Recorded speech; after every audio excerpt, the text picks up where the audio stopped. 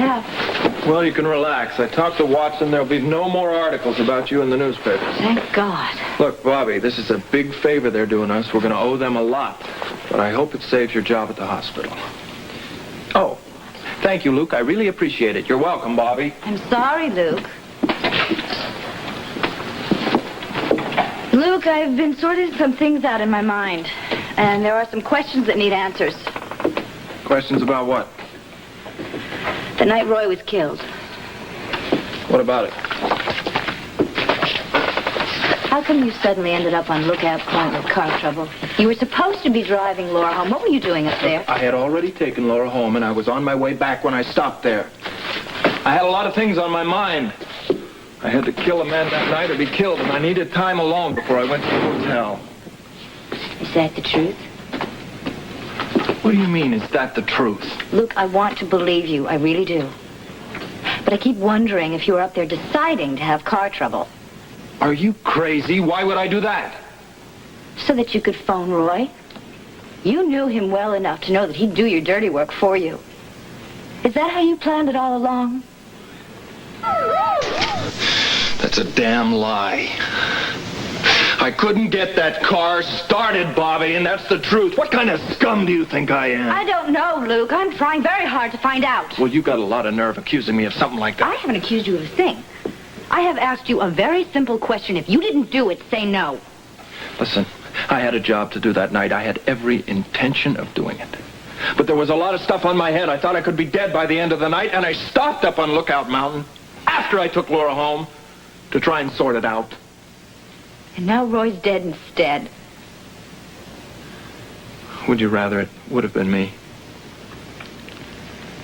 Luke, I'd rather have you both alive. Bobbie, Roy's gone. And I'm sorry. He was the best friend I'll ever have.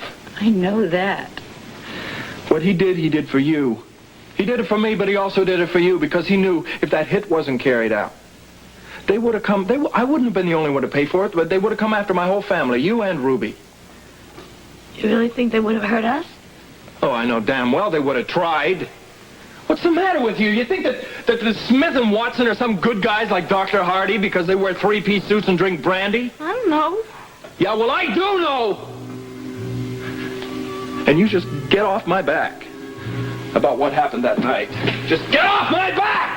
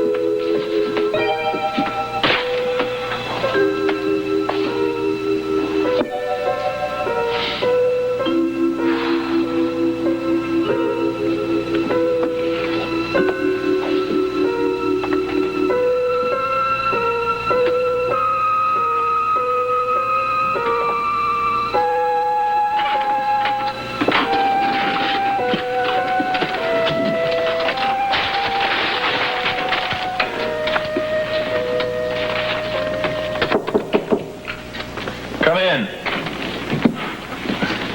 Hello, Luke. You seem surprised to see us. Yes, sir. I had no idea you would come down here to the disco. Why not? On a day like this, we knew you couldn't have too many visitors, so Bill and I decided we'd stop by and see you. Well, I'm glad you did. May I take your coats? Nice day to be inside, isn't it? Yes, it is. I can't believe you would leave that big, warm house up on the hill to come down here. We had a piece of news we thought you'd be happy to hear, and I wanted to deliver it in person. What is that? A little problem about your sister's been to be taken care of. The afternoon papers won't carry any story about Bobbie or Roy, and there won't be any more publicity of any kind to upset her. Well, that is good news. Bill told me on the phone that you would take care of it, but I had no idea you could stop it this soon. I really expected something in the paper today. No, you can relax. There won't be any. I don't know how to thank you. Just a sample of how useful it is to have friends in high places. Well, sir, I'm very aware of that already. Good. I want you to see how well we take care of people in our organization who are valuable to us. Well, it's nice to know I belong. Yes, yes, indeed. In a few minutes, someone is going to come by here and have a little meeting. It's someone who we think you should know on a more personal basis than you have up to now. Oh? We all hope to do business with one another, and we think our associates should all be acquainted. You may have dealings with this person yourself one day. Who is it? He'll be along shortly. You'll see. Would you like to go out into the disco? It may be more comfortable. Well, I think we're fine here. It's more private anyway. We wouldn't like to take a chance on someone walking in on us. You'll understand why as soon as he should. My friend seems to be right on time. You do the honors, Luke? Of course. Hello, Luke. Long time no see. Fill that Senate seat you've won, will it? No, it won't be long. I imagine you're looking forward to it. Oh, yeah, it's going to be a real challenge, Bill. Mitch? Thank you, Luke. I'm glad we all had this chance to get together this way.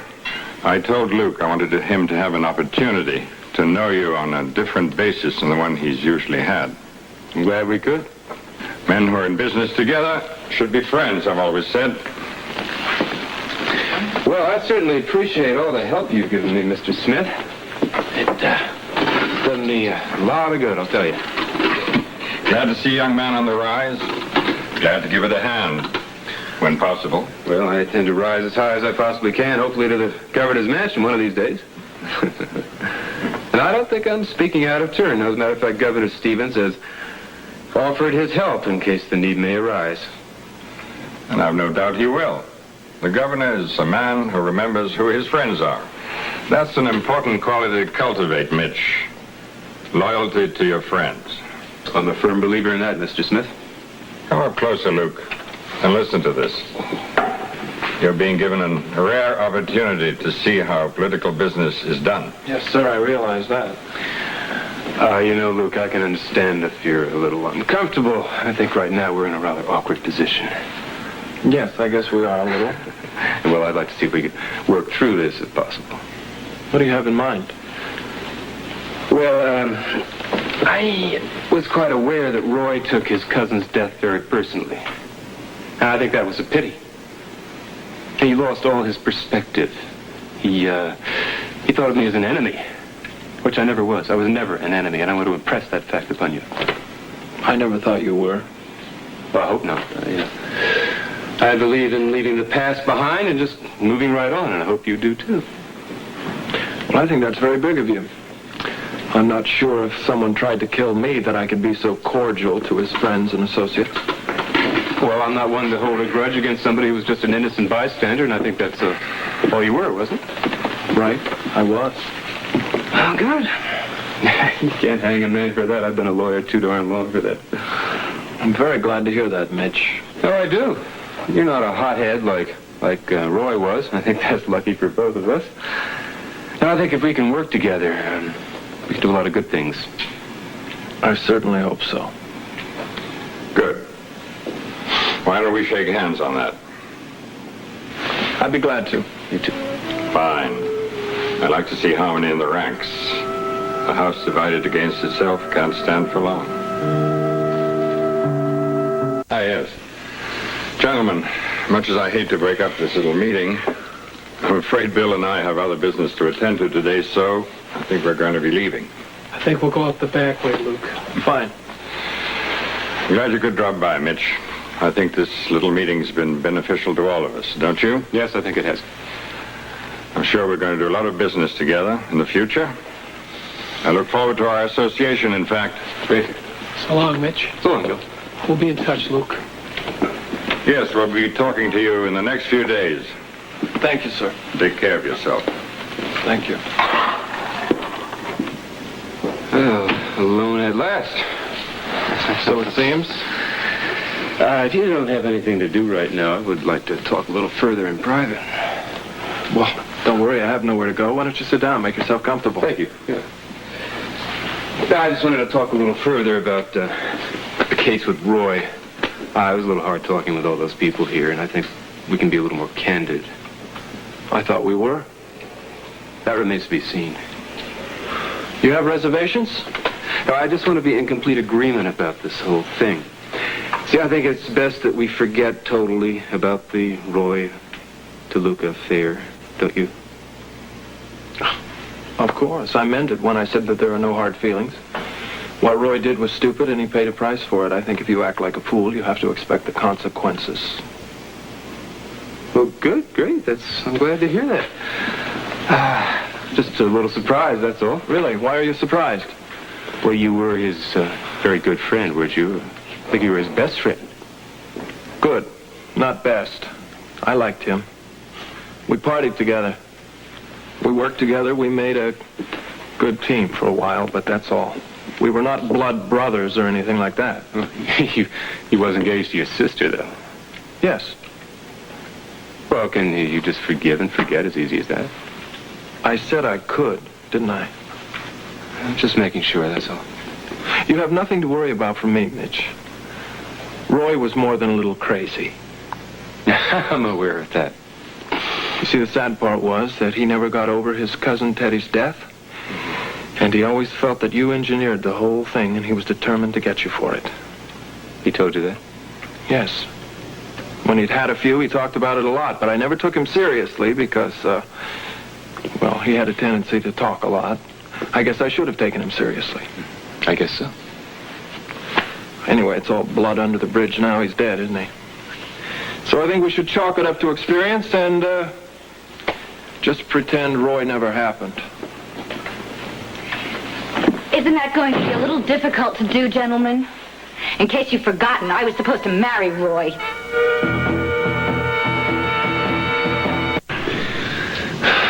Bobbie, how long have you been standing there? Long enough. I'm sorry you overheard that. I hope you didn't misunderstand, Bobbie. Misunderstand? I hear my brother tell you to pretend that Roy never happened. What is there to misunderstand? Bobbie, hold it, please. Please what, Luke? Let me explain. I heard you loud and clear. I'm sorry. This is just a bad choice of words. That's all. And if you would overheard the entire conversation, you'd know that the reason why I came here to talk... Just why are you here, Mr. Williams? Okay, why don't you just sit down, please? Don't try to lay any of your polish and charm on me. Will you let the man talk? Okay, talk. The reason why I came here was to talk to Luke about Roy's death and hopefully to talk to you, too. Oh, I can't imagine why. Well, because you're Roy's fiancée. I just wanted to tell you how deeply sorry I was about the whole thing. Are you really? I really am, yes. You can ask Luke. That's what we were talking about when you came in. I mean, we didn't want Roy to disappear. We didn't want him to stop existing. We wanted the whole incident to be totally forgotten. That's right, Bobbie. That's exactly what we were saying.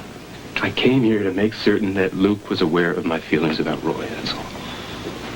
Just what are your feelings about Roy, Mr. Williams? Oh, I wish you'd just call me Mitch. All right, Roy acted on impulse. He acted hastily. He wanted revenge for what he thought was an irrational act. And I can't blame him. I mean, we all act irrationally at times. He tried to kill you. Okay, it was just a bad set of circumstances, that's all. I'm just glad I'm alive.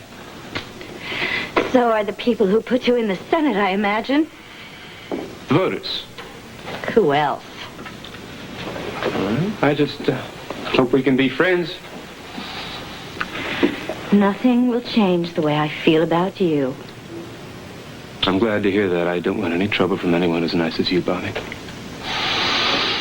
Luke, okay, it was nice talking to you. Anytime, Mitch. Bobbie.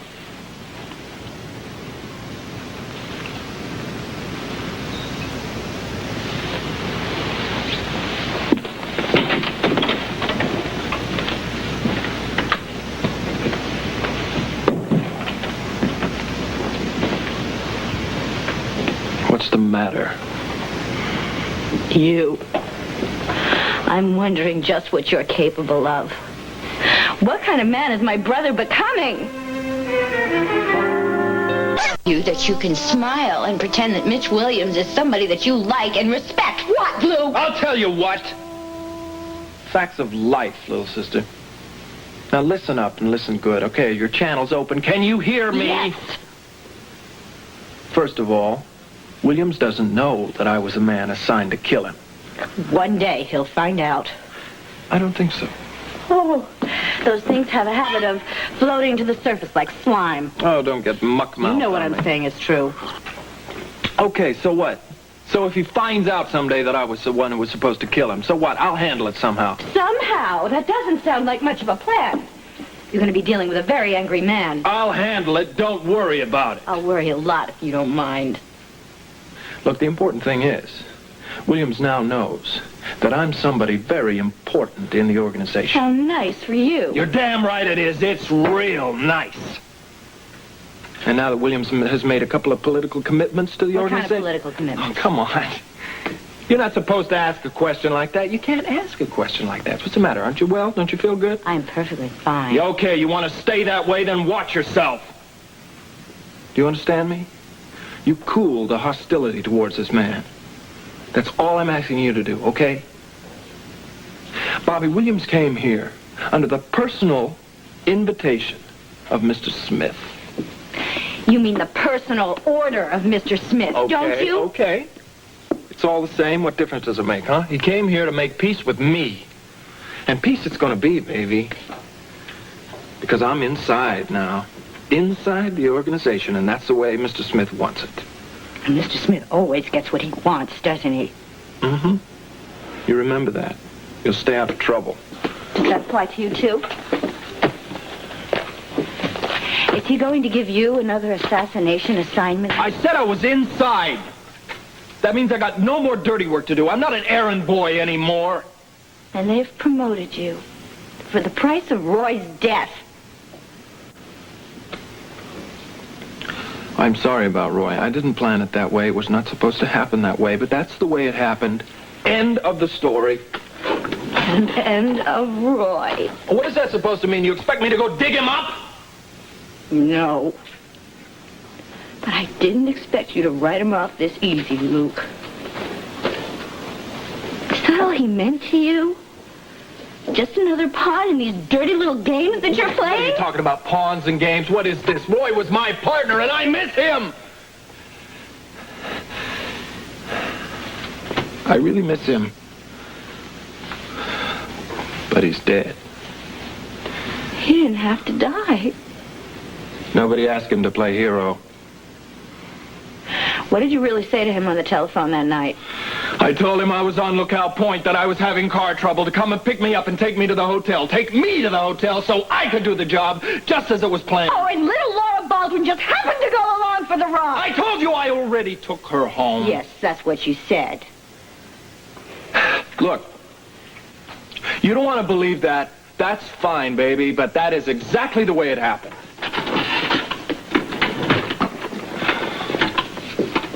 Luke, I have to believe you. I don't have much choice, do I? But you better not be lying to me. Because you're all I have left.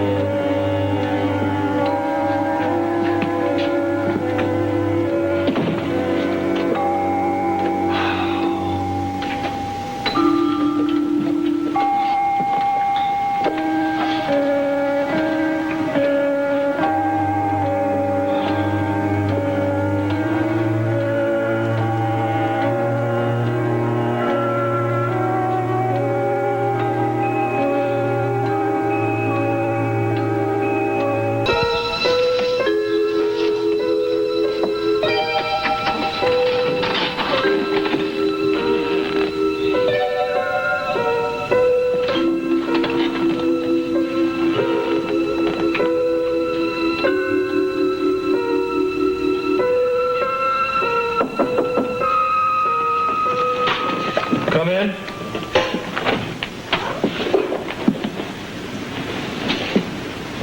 Is this a bad time? If it is, I'll come back later. No, this is not a bad time.